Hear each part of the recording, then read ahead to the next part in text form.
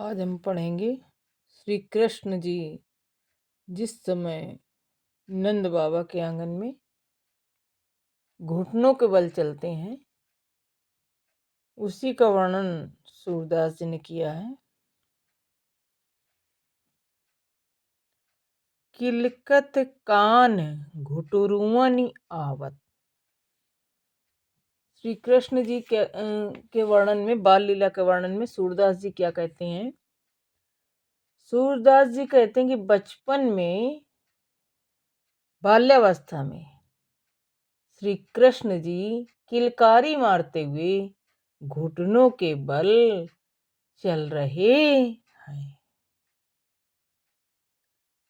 मणिमय कनक नंद के आंगन बिंब पकड़िबै धावत।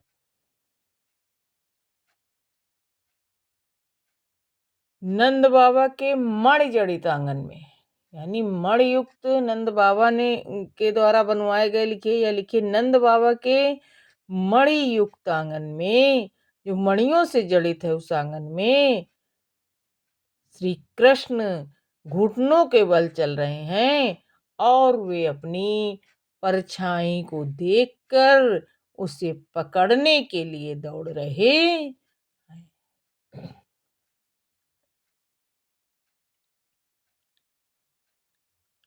कबहु निरखी हरि आप छाह को कर सो पकड़न चाहत। कभी कभी जब वो अपनी परछाई देखते हैं तो उसे पकड़ने का क्या करते हैं? प्रयास करते हैं। स्वाभाविक है, बाल्यावस्था में जब कोई बच्चा देख लेता है या जैसे कभी शीशा देखता है तो उससे कह दिया जाता है कि दो, एक अंदर है वही चीज और वही चीज बाहर है, क्योंकि शीशे में दिखाई देती है उसकी छाया तो खुश होता है। ठीक इसी प्रकार श्री कृष्ण जी भी बाल लीला कर रहे हैं। कबहु निरखी हरि आप छाह को करशो पकड़न चाहत।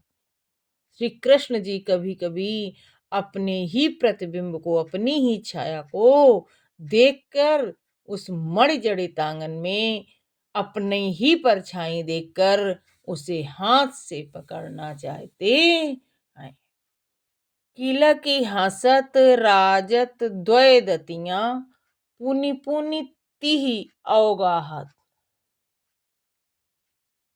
किलकारी मारकर हंसते हुए, किलकारी मारकर हंसने पर या किलकारी करने पर श्री कृष्ण के जो दो दांत हैं, दंतावली के जो दांत हैं, यानी दांतों की पंक्तियां, यानी आपके दांत मुख में जो पाए जाते हैं, उसके दो दांत जो सामने हैं, यानी सामने के दो दांत, या आप ये लिख सकते हैं कि आगे के दो दांत क्या होते हैं? बार बार दिखाई देते हैं, जो क्या लगते हैं? अत्यंत आकर्षक लगते हैं। जब वो दोनों दांत बार बार दिखाई देते हैं तो अत्यंत आकर्षक लगते हैं। जब कोई बच्चा हंसता हुआ हम देखते हैं तो हमें बहुत अच्छा लगता है। ठीक यही स्थिति उस समय श्री कृष्ण जी भी कर रहे हैं।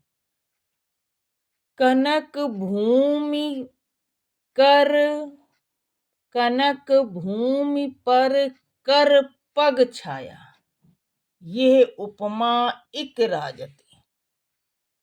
कहते हैं उस स्वर्ण जड़ित भूमि पर उनके हाथों पैरों की जो छाया पड़ती है वह कुछ इस प्रकार प्रतीत होती है। करी करी प्रतिपद प्रतिमनि वसुधा कमल बैठकी साजत। मानो प्रत्येक मणि ने क्या किया है? उनके बैठने के लिए कमल आसन सजा दिया। प्रतिमनि वसुधा यानी पृथ्वी ने, मानो प्रत्येक मणि ने उनके बैठने के लिए पृथ्वी ने कमलासन सजा दिया है। बाल दशा सुख निरखी जसुदा पुनि पुनि नंद बुलावत। श्री कृष्ण की ऐसी बाल लीलाओं को देखकर माँ यशोदा अत्यधिक सुखी होती हैं, सुखानुभूति उन्हें हो रही है और वो ये दृश्य देखने के लिए बार बार नंद बाबा को बुला रही हैं। अचरा तरलय ढाक सूर के प्रभु को दूध पियावत और आंचल से ढककर सूरदास जी के प्रभु श्री कृष्ण को दुग्ध पान कराने लगती हैं। अब आपका फिर वही काव्य सौंदर्य आ जाएगा। तो यहाँ क्या हुआ है, श्री कृष्ण की बाल लीला का सजीव वर्णन किया गया है। बालकों की क्रीड़ा से संबंधित कवि की कल्पना जो है वास्तव में सराहनीय है, जो हमारे अंदर एक ऐसा भाव उत्पन्न करती है बाल लीला का, जिससे हम अछूते नहीं रह सकते हैं। भाषा फिर वही, इसमें ब्रज होगी, रस आपका वात्सल्य, गुण प्रसाद और माधुर्य, अलंकार उत्प्रेक्षा, पुनरुक्ति और अनुप्रास, छंद गे पद है, भाव साम्य आपका देख लीजिएगा। तुलसीदास जी ने राम की बाल लीला का वर्णन, सजीव वर्णन जिन शब्दों में किया है, तो यहाँ सूरदास जी कृष्ण लीला का वर्णन कर रहे हैं। बाल लीला राम ने भी की है और चूंकि कृष्ण ने भी की है, अंतर सिर्फ इतना है कि वहां राम है और यहाँ कृष्ण।